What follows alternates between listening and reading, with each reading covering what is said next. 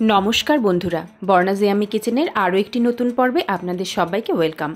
आज के आमी आपनादेर संगे शेयर करब कलमी शाक भाजार एकटी रेसिपि। कि फोड़न दिए कलमी शाक भाजले सेई रेसिपिटी अत्यंत सुस्वादु हय। चलुन आज के आमी आपनादेर संगे रेसिपिटी शेयर करे निई। प्रथमे किछु टाटका कलमी शाक आमी नियेछि। कलमी शाकगुलोके खूब भालोभाबे बेছে नियेछि। डगार कचि अंशटुकु और पातागुलो आमी बेছে बेছে नियेछि। तारपर कलमी शाकगुलोके मिहि करे कुचि करे नियेछि। आपनारा चाइले छुरी बा बटिर साहाज्ये केटे निते पारेन।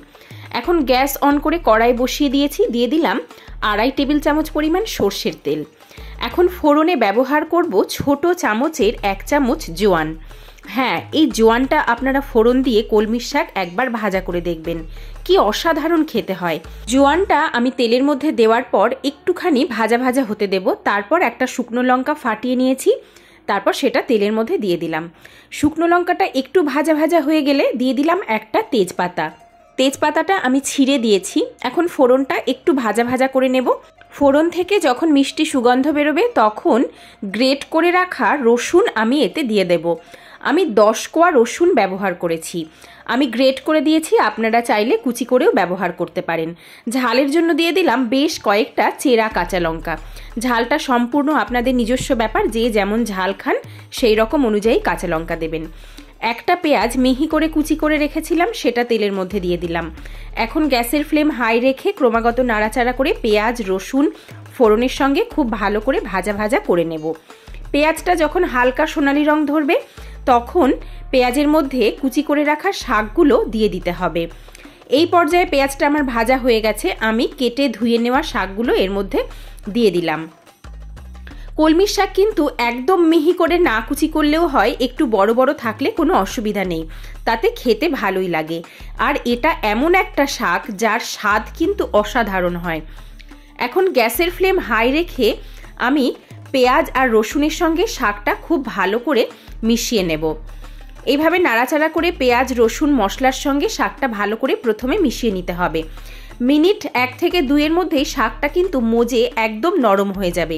প্রথমেই আপনারা কেউ লবণ দেবেন না, কারণ শাকের কোয়ান্টিটিটা অনেকটাই কমে যাবে। তারপর সেই অনুযায়ী লবণ আমি ব্যবহার করব। শাকটা খুব ভালো করে পেঁয়াজ রসুন আর ফোড়নের সঙ্গে ভালো করে মিশিয়ে নিয়েছি। আমি কিন্তু এই শাক রান্নাটা গ্যাসের ফ্লেম হাই রেখেই করব, কারণ গ্যাসের ফ্লেম হাই রেখে করলে শাকের রংটা কিন্তু খুব সুন্দর সবুজ থাকবে। এখন শাকের পরিমাণ অনুযায়ী দিয়ে দিলাম স্বাদ অনুযায়ী লবণ, আর হলুদ গুঁড়ো ব্যবহার করেছি খুব কম, একদম অল্প, কারণ হলুদ যদি বেশি ব্যবহার করি শাকের রংটা হলুদ হয়ে যাবে, শাকের যে সবুজ রংটা সেটা নষ্ট হয়ে যাবে, তাই সামান্য হলুদ ব্যবহার করেছি।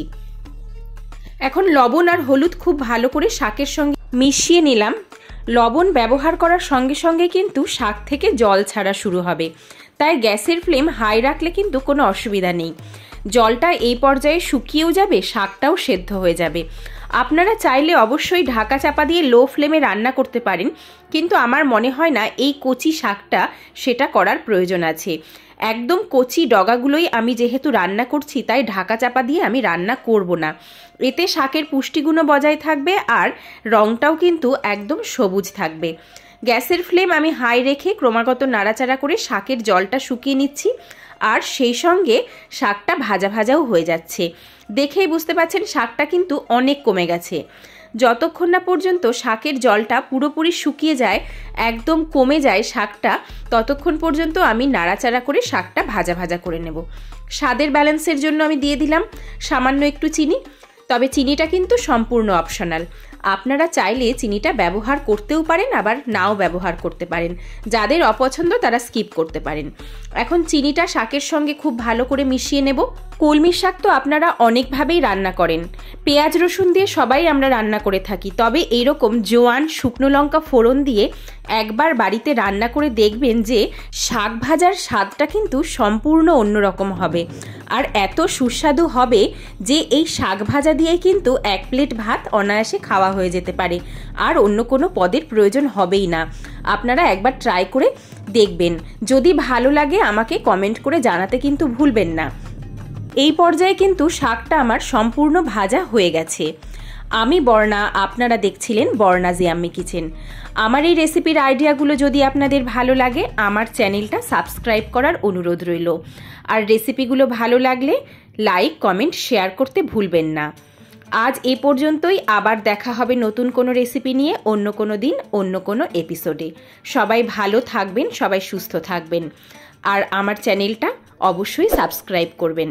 ধন্যবাদ।